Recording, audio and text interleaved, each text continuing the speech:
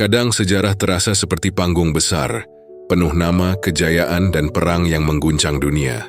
Tapi di balik semua sorot cahaya itu, selalu ada sosok yang berdiri sendirian. Setelah tirai tertutup, Napoleon Bonaparte adalah salah satunya.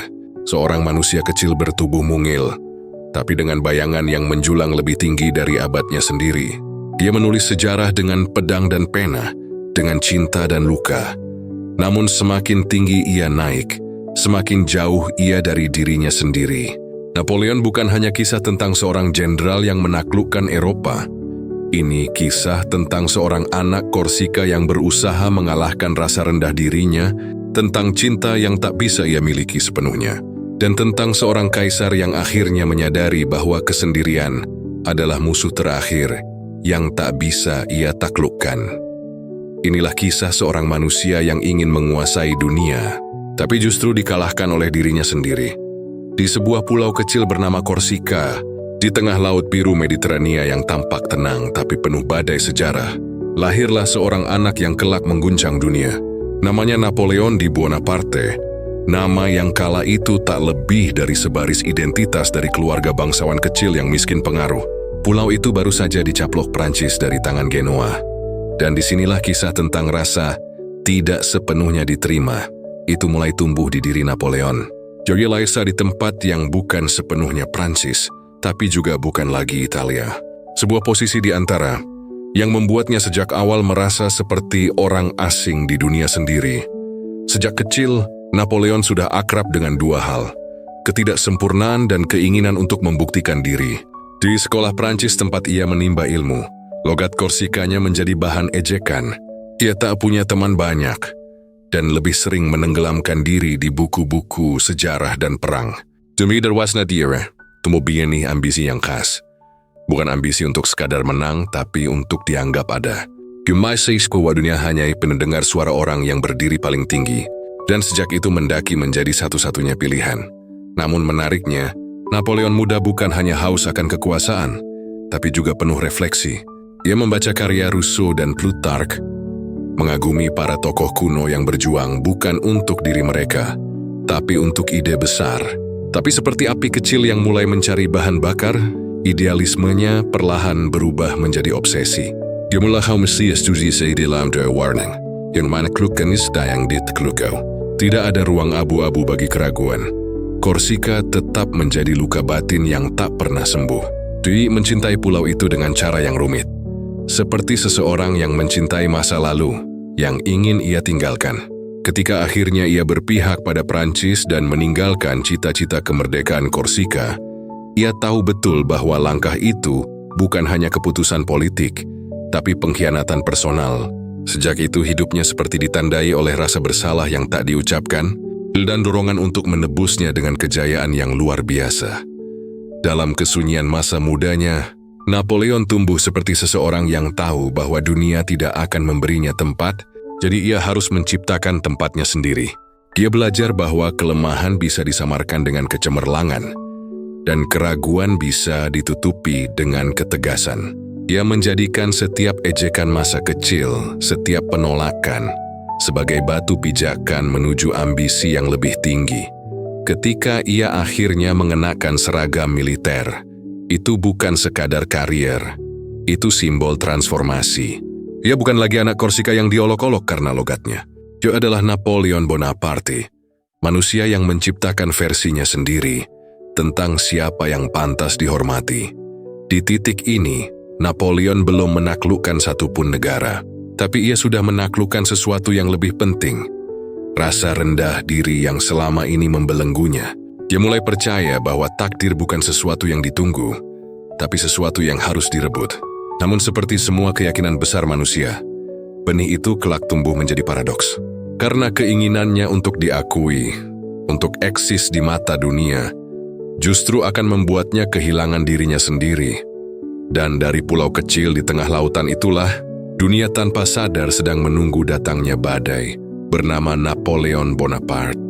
Sebelum dunia mengenalnya sebagai kaisar, Napoleon hanyalah seorang letnan muda yang lebih sering memegang buku ketimbang pedang.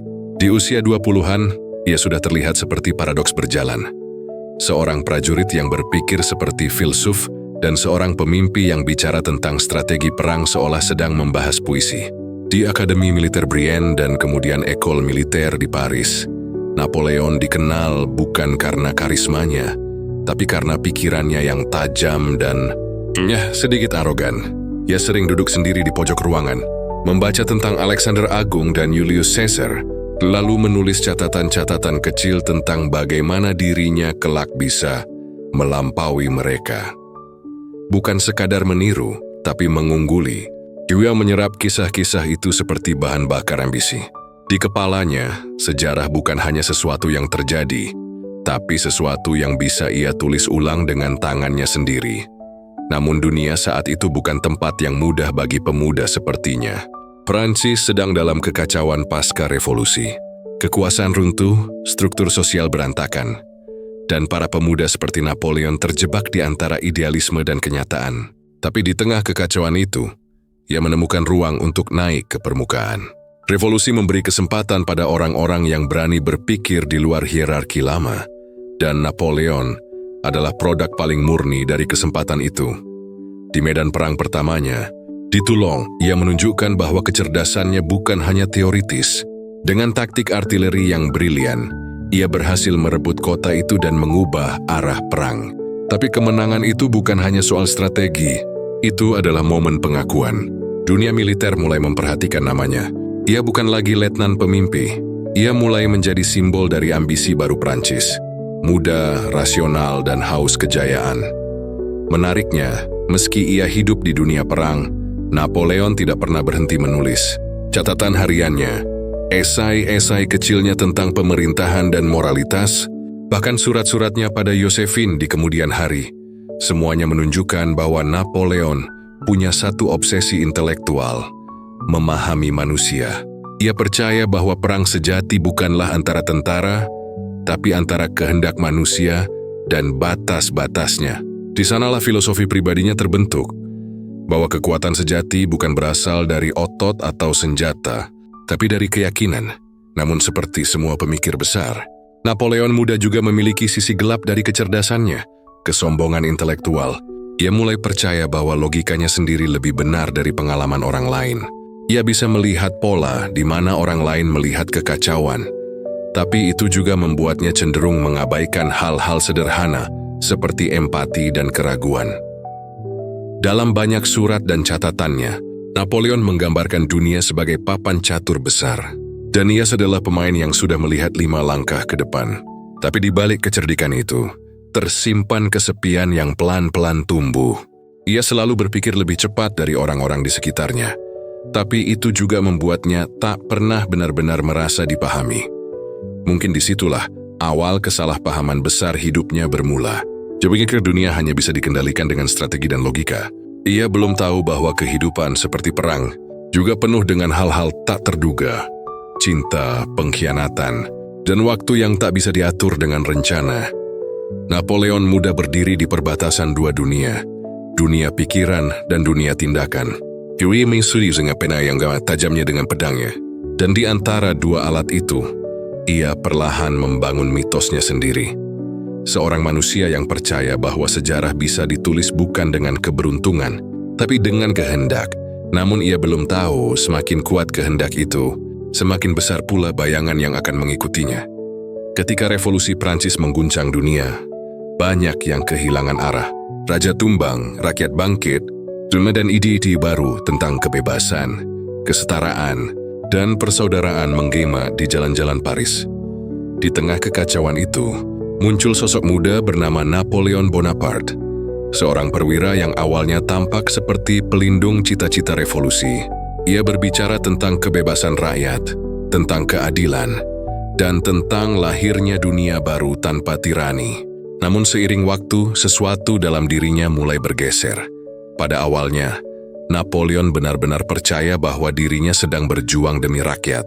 Ia melihat revolusi sebagai kesempatan emas bagi orang biasa seperti dirinya untuk membuktikan diri.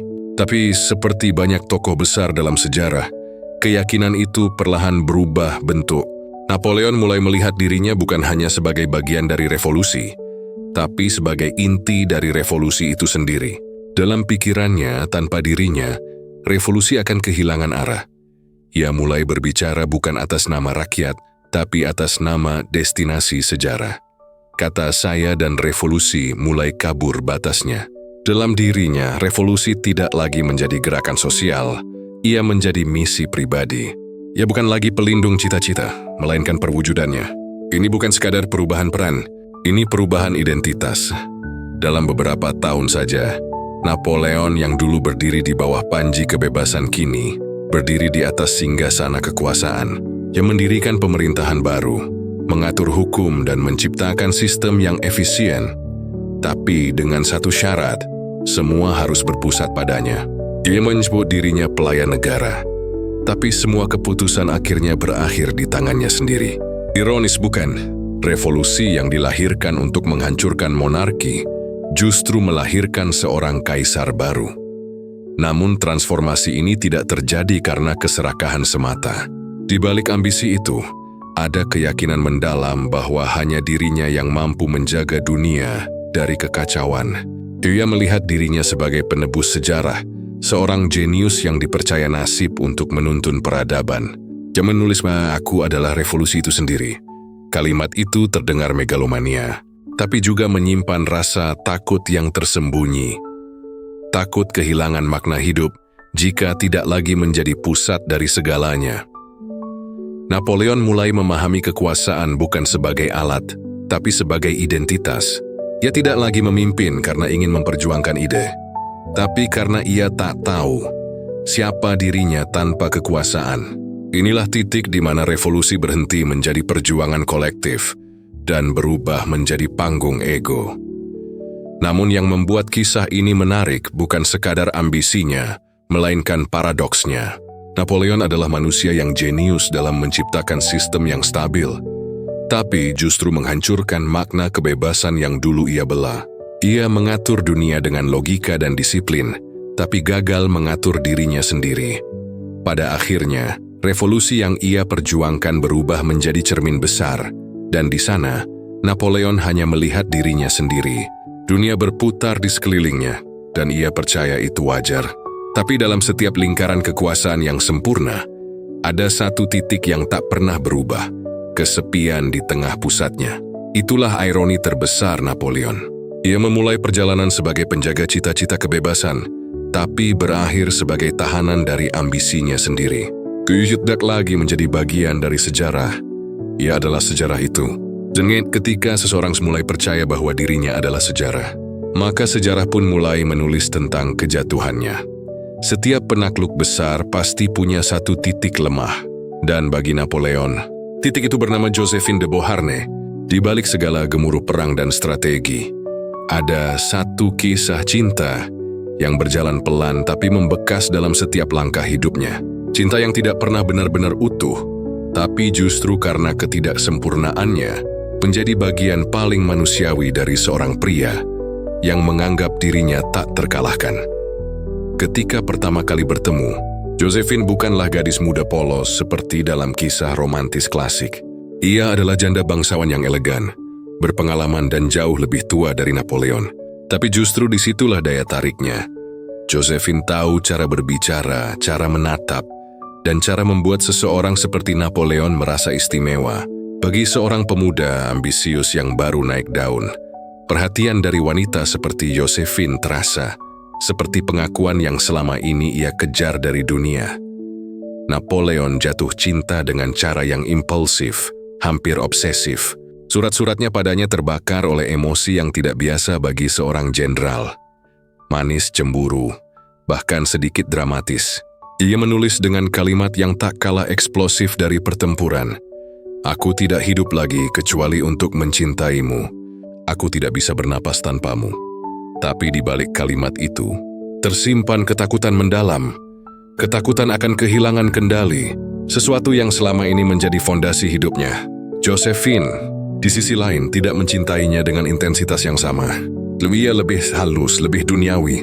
Dia menikmati cinta Napoleon, tapi juga menikmati perhatian dari dunia yang kini mengelilinginya. Ketika Napoleon sibuk menaklukkan Eropa, Joséphine sibuk menaklukkan hati orang-orang di Paris.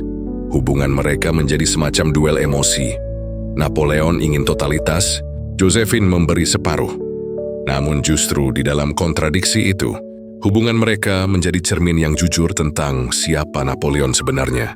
Di hadapan Josephine, ia bukan kaisar, bukan jenderal, bukan tokoh besar. Dia hanyalah pria yang rapuh, yang ingin dicintai tanpa syarat. Ketika Josephine berselingkuh, Napoleon tidak marah sebagai suami, tapi sebagai manusia yang merasa gagal mengendalikan cinta, sesuatu yang tidak bisa ia menangkan dengan strategi atau disiplin. Ada kisah kecil yang menggambarkan sisi ini dengan indah. Setelah pernikahan mereka berakhir, Napoleon masih menyimpan potret Josephine di dekat tempat tidurnya. Bahkan hingga masa pengasingannya, dia pernah semperwada. Ya, aku mungkin telah menakluk sedunia, tapi tidak pernah benar-benar memiliki hatinya. Kalimat itu sederhana, tapi juga tragis. Karena pada akhirnya, cinta Josephine adalah satu-satunya medan perang yang tak pernah bisa ia menangkan. Bagi Napoleon, Josephine adalah lebih dari sekadar kekasih. Ia adalah simbol. Simbol dari sesuatu yang tidak bisa dikendalikan.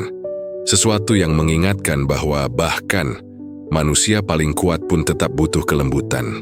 Di tengah dentuman meriam dan sorak kemenangan, Josephine adalah pengingat bahwa Napoleon, bagaimanapun juga, tetap manusia. Namun cinta itu juga punya sisi gelap. Rasa kehilangan Josephine perlahan berubah menjadi semacam bahan bakar baru bagi ambisinya, yang menaklukkan dunia seolah ingin membuktikan bahwa ia masih bisa memiliki segalanya. Walau kehilangan satu hal yang paling ia inginkan, Josephine menjadi luka yang indah, sekaligus alasan untuk terus bergerak. Dan disitulah ironi terbesarnya, Napoleon, yang mampu menundukkan kerajaan dan menggulingkan monarki, justru takluk pada sesuatu yang tidak bisa ia paksakan, cinta. Mungkin di antara semua pertempuran yang ia jalani, perang paling jujur yang pernah ia hadapi adalah perang melawan perasaannya sendiri. Akhirnya, mimpi yang dulu hanya hidup dalam benak seorang anak Korsika menjadi nyata. Napoleon Bonaparte, si letnan kecil yang dulu diejek karena logatnya, kini berdiri di tengah katedral Notre Dame, memegang mahkota emas di tangannya sendiri. Tapi alih-alih membiarkan paus menobatkannya, Napoleon mengambil mahkota itu dan meletakkannya di kepalanya sendiri. Tindakan kecil, tapi penuh simbol. Ia sedang mengumumkan kepada dunia bahwa kekuasaannya tidak datang dari Tuhan, tidak dari rakyat, tapi dari dirinya sendiri. Di saat itulah ia benar-benar menjadi Kaisar Prancis, dan ironisnya mulai kehilangan jiwanya. Di puncak kekuasaan, dunia bertekuk lutut di bawah kaki Napoleon. Ia mengubah peta Eropa seperti sedang menyusun puzzle. Kerajaan-kerajaan lama tumbang, hukum-hukum baru lahir. Di bawah pemerintahannya, Prancis menjadi pusat dunia, efisien, modern, teratur. Napoleon bukan hanya penguasa, ia adalah arsitek zaman. Ia menulis ulang struktur pemerintahan, memperkenalkan sistem hukum baru, dan menanamkan semangat meritokrasi. Semua itu lahir dari satu keyakinan sederhana.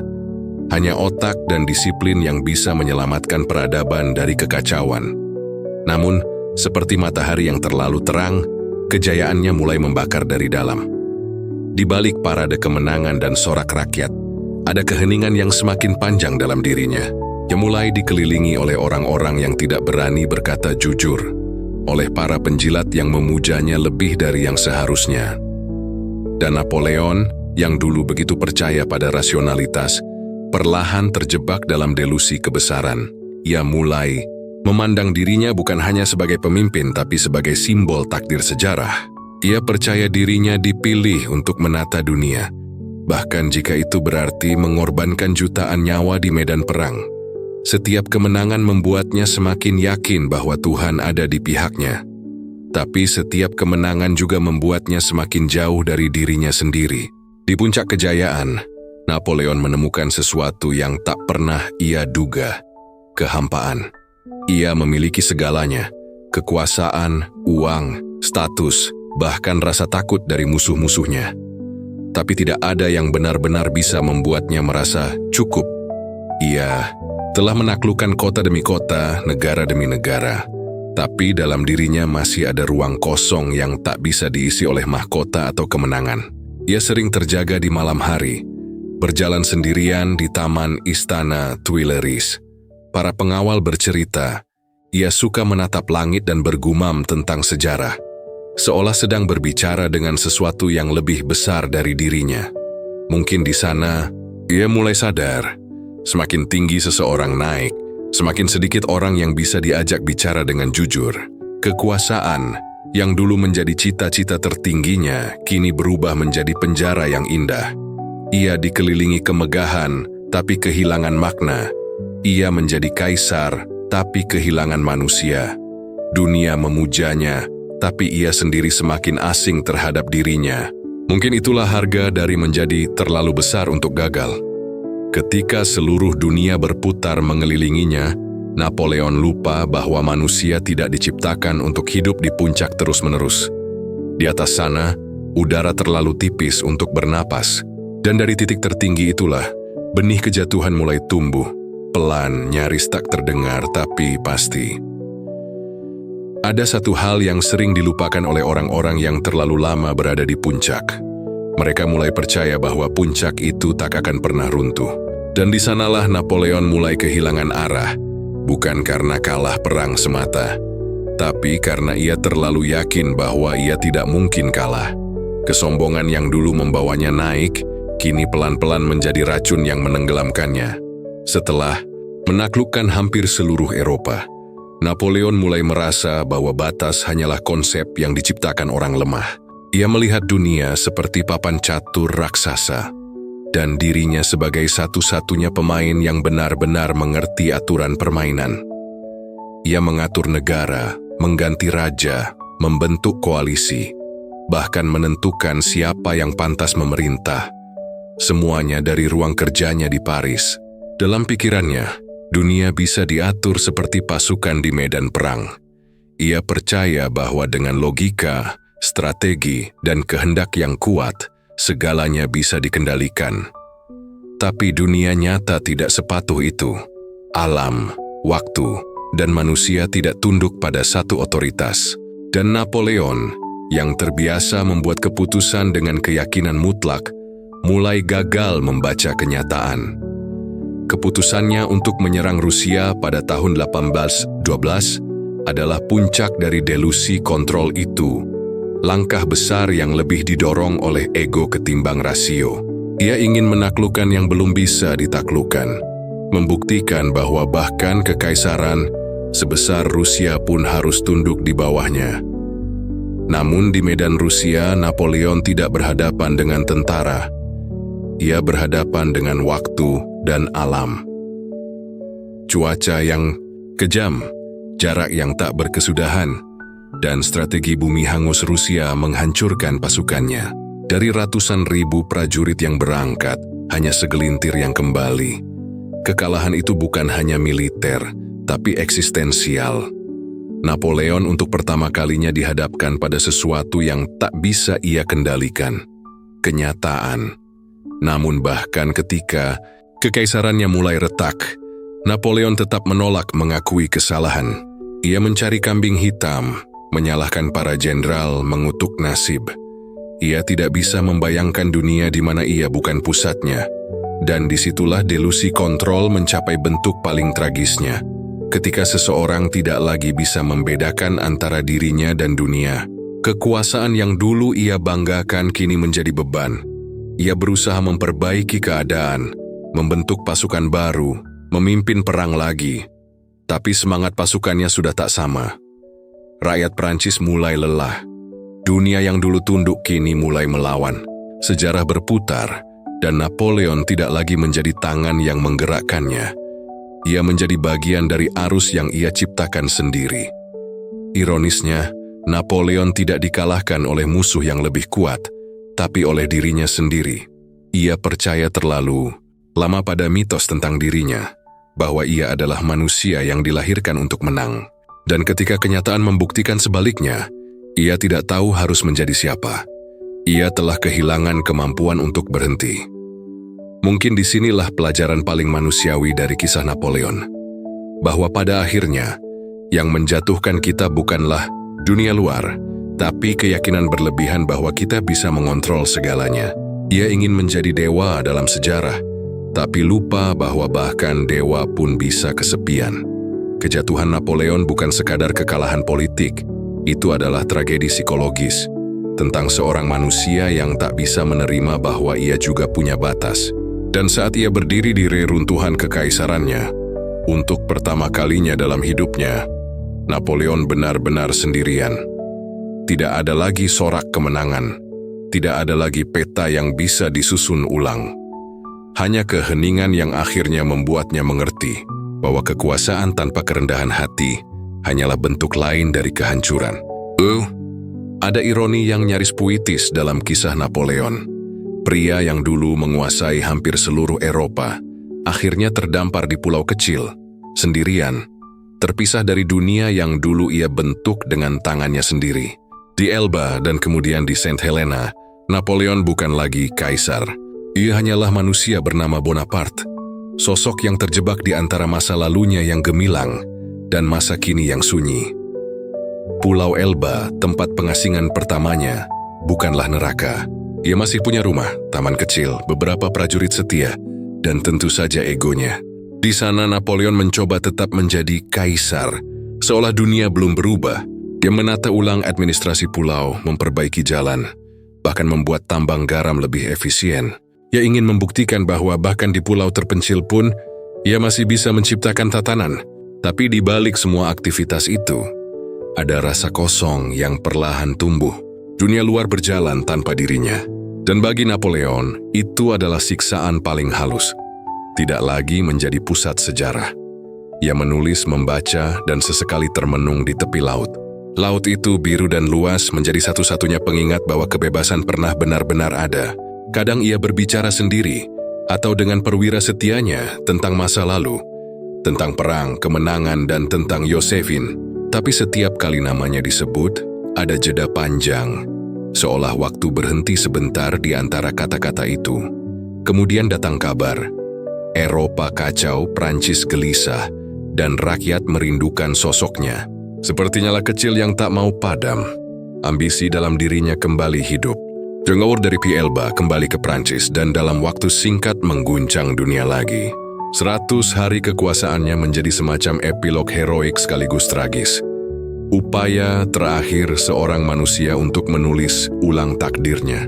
Tapi sejarah, seperti biasa, tidak memberi kesempatan kedua untuk mereka yang terlalu percaya pada masa lalu. Setelah kekalahan di Waterloo, tirai benar-benar tertutup. Saint Helena adalah bab terakhir yang sunyi. Jauh dari Eropa, jauh dari sorak dan strategi. Napoleon hidup dalam pengawasan ketat di rumah kecil di Longwood. Cuacanya lembab, udaranya berat, dan laut di sekitarnya seperti batas tak terlihat antara dirinya dan seluruh dunia. Di sana, Napoleon bukan lagi seorang jenderal atau kaisar. Ia hanyalah manusia yang tersisa dari mitosnya sendiri. Namun justru di kesepian itu, Napoleon mulai menulis ulang dirinya. Ia menulis memoir, bukan untuk membela diri, tapi untuk meninggalkan warisan, versi dirinya yang ia ingin dikenang. Dia menulis tentang takdir, tentang kepemimpinan, tentang kesalahan dan kemenangan. Semuanya dengan nada seorang filsuf yang akhirnya berdamai dengan sejarah.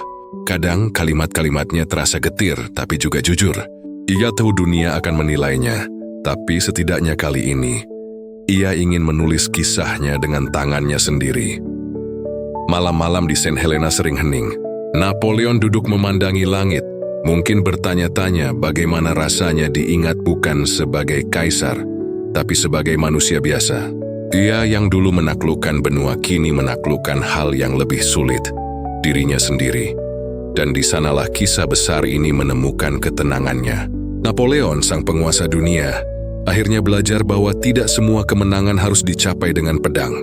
Kadang, kemenangan sejati adalah ketika seseorang bisa menerima kekalahannya dan tetap tersenyum dalam sunyi yang panjang. Pada akhirnya, setiap penakluk akan berhadapan dengan satu musuh yang tak bisa ia kalahkan. Waktu. Napoleon tahu itu. Di Saint Helena, ketika tubuhnya mulai melemah dan langkahnya semakin berat, ia mulai berbicara bukan lagi sebagai seorang kaisar, tapi sebagai manusia yang mencoba memahami arti dari perjalanan panjang hidupnya. Ia yang dulu menulis sejarah dengan pedang, kini menulisnya dengan pena, dan setiap kata terasa seperti bentuk penebusan. Napoleon mulai melihat hidupnya bukan sebagai rangkaian kemenangan, tapi sebagai refleksi tentang makna kekuasaan itu sendiri. Ia pernah menaklukkan benua, tapi apa arti semua itu jika akhirnya ia hanya ditemani oleh keheningan laut dan segenggam kenangan? Dalam surat-suratnya, ia sering menulis tentang grandeur, kebesaran yang sejati. Katanya, bukanlah ketika dunia tunduk pada kita, tapi ketika kita bisa memahami bahwa dunia tidak harus selalu tunduk. Ia juga menulis tentang waktu dengan nada yang begitu manusiawi. Dulu waktu baginya adalah alat, sesuatu yang bisa ia atur, percepat, bahkan taklukkan. Tapi kini waktu adalah pengingat bahwa segala hal memiliki ujung. Ia mulai menerima bahwa sejarah tidak sepenuhnya miliknya, bahwa setelah semua pertempuran, waktulah yang akan menilai, dan waktu tidak pernah memihak siapapun. Dalam renungannya, Napoleon sering berbicara kepada bayangan dirinya sendiri, kepada sang jenderal muda yang dulu berani menantang Eropa, kepada kaisar yang dielu-elukan, kepada lelaki kesepian yang kehilangan Josephine. Semua versi dirinya seolah datang silih berganti, duduk di sampingnya, menatap laut yang sama. Juno mulai pahami bahwa seluruh kejayaan yang ia bangun bukan hanya tentang kekuasaan, tapi tentang pencarian identitas, tentang seorang manusia yang ingin diingat. Mungkin itulah inti dari segala perjuangannya. Napoleon tidak hanya ingin berkuasa, dia ingin bermakna. Julius ingin meninggalkan jejak, bukan hanya di peta tapi di ingatan manusia. Dan dalam hal itu ia berhasil, mungkin lebih dari siapapun di masanya. Sampai hari ini, namanya masih hidup, bukan hanya dalam buku sejarah tapi juga dalam simbol ambisi, kecerdasan, dan tragedi manusia. Namun, di detik-detik terakhirnya, Napoleon tampak lebih tenang. Jumlah lagi bicara tentang perang, strategi, atau politik. Jumlah bicara sing kehidupan, tentang cinta, tentang pengampunan. Yawilahu bahwa tidak ada kemenangan abadi, tapi ada ketenangan yang bisa ditemukan ketika seseorang menerima batasnya sendiri. Sebelum wafat, Yoya sempat berkata, Prancis, tentara, Josephine, 3 hal yang paling ia cintai. 3 hal yang juga paling membuatnya terluka. Di antara kata-kata itu ada kesadaran yang dalam, bahwa hidupnya bukan sekadar tentang kejayaan, tapi juga tentang kehilangan. Mungkin disitulah letak keindahan terakhir dari kisah Napoleon. Yoya memulai hidup sebagai anak kecil dari pulau kecil, menguasai dunia dengan mimpi yang lebih besar dari dirinya sendiri, lalu menutup hidupnya dengan memahami bahwa kebesaran sejati bukan tentang berapa banyak yang kita kuasai, tapi seberapa jujur kita melihat diri sendiri. Waktu akhirnya menang, tapi dalam kekalahan itu, Napoleon meninggalkan sesuatu yang bahkan waktu tak bisa hapus. Kisah tentang manusia yang mencoba menjadi legenda, dan legenda yang akhirnya menemukan kembali kemanusiaannya. Napoleon Bonaparte bukan sekadar tokoh sejarah, tapi cermin dari ambisi dan kerentanan manusia. Dari anak Korsika yang penuh mimpi, menjadi kaisar yang menulis ulang peta dunia, hingga akhirnya hidup dalam pengasingan. Kisahnya adalah perjalanan tentang kekuasaan, cinta, kesombongan, dan akhirnya penerimaan diri. Dia menunjukkan bahwa kejayaan tanpa kebijaksanaan hanyalah jalan lain menuju kehancuran, dan bahwa setiap manusia, sekuat apapun, pada akhirnya harus berdamai dengan waktu dan dirinya sendiri. Kalau kamu suka bahasan sejarah yang dikupas dari sisi manusianya, bukan cuma tanggal dan perang, tapi juga perasaan, ego, dan makna di baliknya. Jangan lupa subscribe channel ini. Kita nggak sekadar ngomongin masa lalu, tapi mencoba memahami jiwa di balik sejarah. Karena di balik setiap legenda, selalu ada manusia biasa yang sedang belajar jadi abadi. Napoleon mengajarkan satu hal sederhana, bahkan yang paling besar pun bisa runtuh. Tapi dari reruntuhan itu, lahir pemahaman tentang arti menjadi manusia.